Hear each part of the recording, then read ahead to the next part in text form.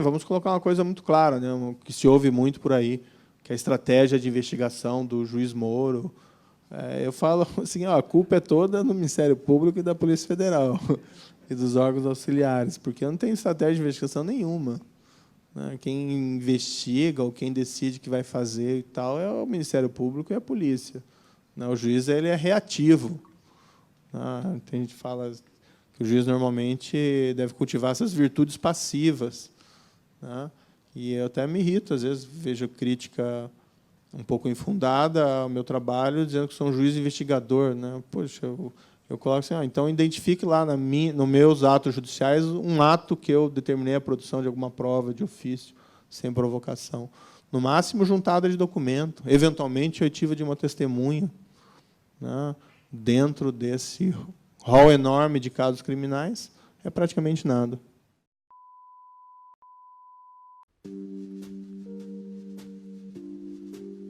O Estado, durante sua história, se utilizou de diversas formas procedimentais para investigar e coibir o que ele entendia ser um crime. Essas formas de investigação e punição desenvolveram nosso direito processual penal contemporâneo. Essa área do direito hoje divide as partes processuais em 3 representações. A do acusador, que é no Brasil, na maioria das vezes, representada pela figura do Ministério Público, a do réu, ou acusado, que é defendido por um advogado ou defensor público, e a figura do juiz, marcada pela imparcialidade. Ele deve julgar o caso estando dissociado das partes que litigam, como explica o professor de Direito da UERJ, Alfrânio Silva Jardim. O grande desafio no processo penal seria compatibilizar o chamado sistema acusatório, estruturar o processo penal dentro do chamado sistema acusatório com a efetividade do processo penal. Muito bem, o que seria o chamado sistema acusatório?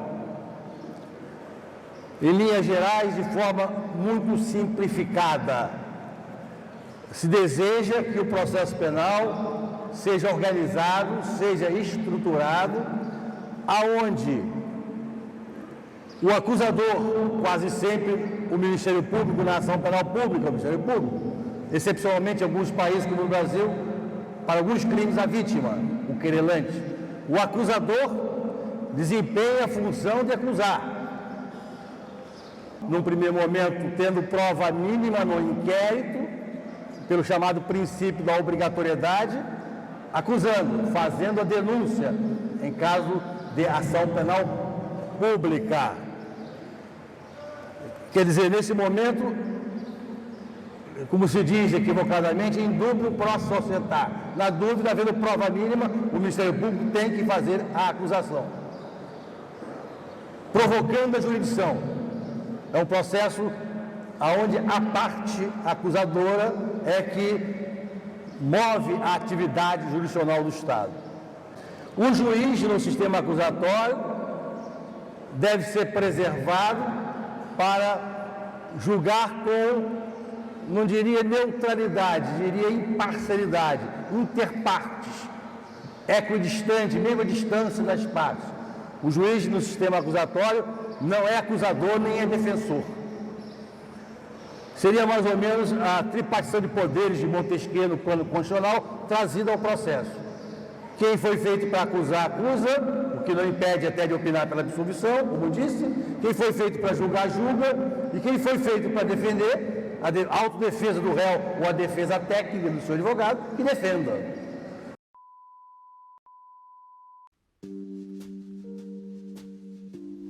O sistema acusatório se distingue de outro bem diferente, o inquisitório.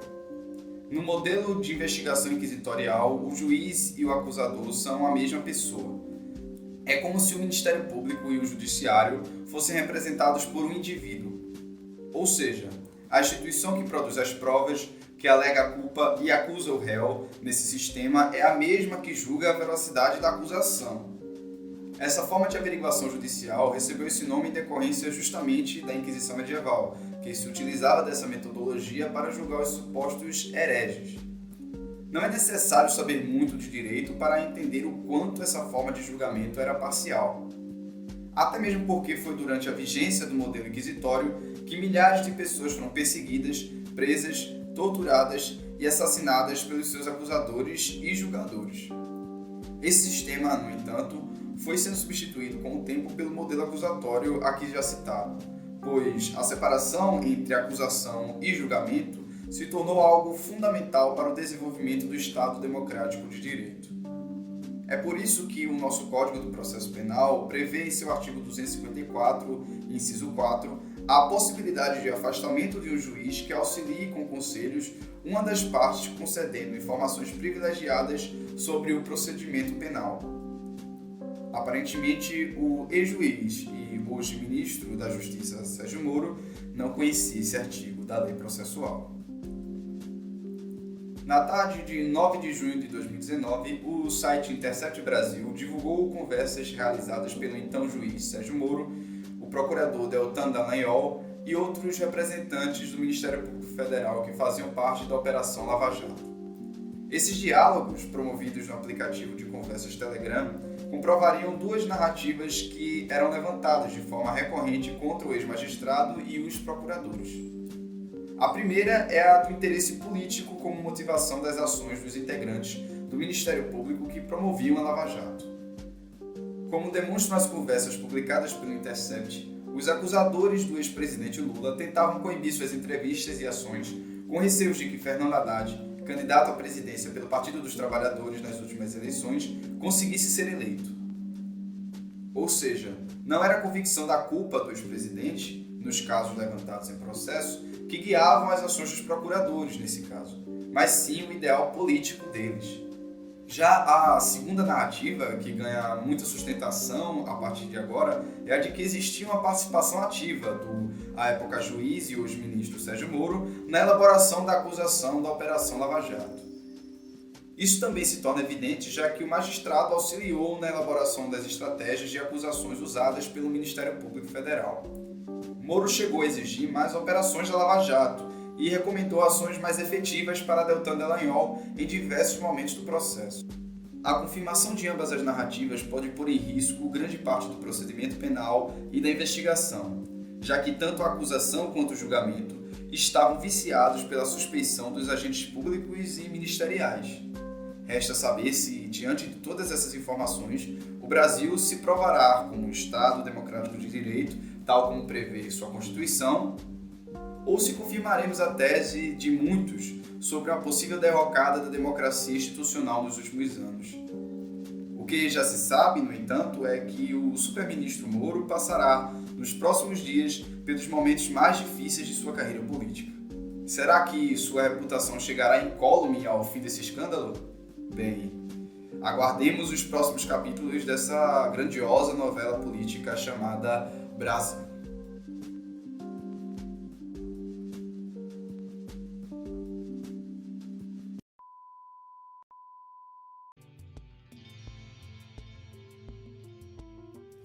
Pessoal, esse foi mais um Algumas Doses de Coisa Alguma. Se você gostou do nosso vídeo, curte, deixa um like, comenta também, isso ajuda muito a gente. Se inscreve no nosso canal, compartilha pelo Facebook, pelo WhatsApp, pelo Twitter. Isso vai melhorar muito o alcance do canal.